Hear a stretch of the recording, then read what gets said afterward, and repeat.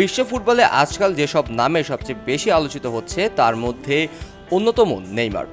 PSG থেকে গত 2023 সালের গ্রীষ্মে তিনি বড় অঙ্কের চুক্তিতে সৌদি ক্লাব আল হেলালে যোগ দেন, কিন্তু তার ক্যারিয়ার যে এতটা উত্থান পতনে ভরা তা নিয়ে হয়তোবা কেউ আশাই করেনি।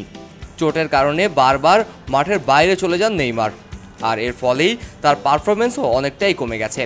আল হিলালের হয়ে খেললেও চোটের কারণে গত 18 মাস ধরে মাত্র 7টি ম্যাচ খেলেছেন তিনি। সেগুলোর মধ্যে 2024 সালে মাঠে নামা মাত্র 2টি ম্যাচে, যেখানে তার খেলার সময় ছিল 42 মিনিট। তবে মাঠে নামার সঙ্গেও তার আয় ছিল এক অন্যরকম ঘটনা। 2024 সালে সেই 42 মিনিট খেলার জন্য নেইমার আয় করেন বাংলাদেশি মুদ্রায় প্রায় 30 কোটি টাকা। হিসাব করলে প্রতি মিনিটে তার আয় দাঁড়ায় 24 লাখ ইউরো, আর সেকেন্ড হিসাব করলে প্রতি সেকেন্ডে আয় করেছেন বাংলা টাকায় 50 লাখ টাকারও বেশি। ফুটবল ইতিহাসে এমন বিশাল অঙ্কের টাকা নিয়ে আলোচিত উঠতে সময় লাগে না।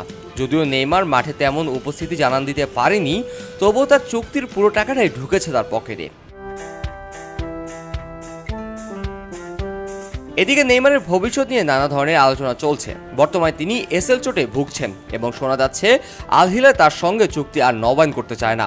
ফলে মৌসুম শেষে নেইমার নতুন ঠিকানা কোথায় হবে তা নিয়ে এখনো অনিশ্চিত রয়েছে।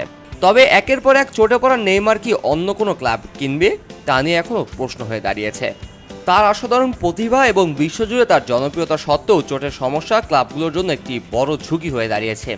এখন বলা কঠিন নেইমারের ক্যারিয়ার কি পথ চলবে, তবে তার প্রতি ফুটবল প্রেমীদের আগ্রহ শেষ নেই। কাজী মোহাম্মদ আরাফাত, কে স্পোর্টস, খবরের কাগজ।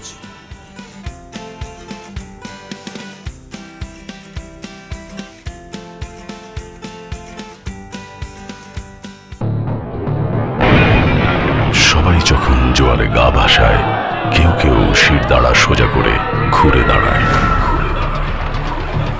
সময় যেখানে প্রতিনিয়ত হার মেনে নিতে শেখায়, কেউ কেউ চ্যালেঞ্জ ছুড়ে দেয়।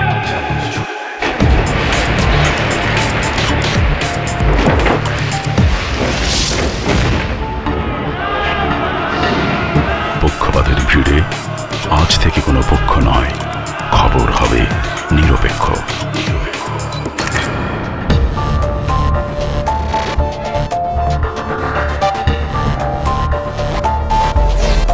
বানোয়াট তথ্যবাদ, খবর হবে নিখাত।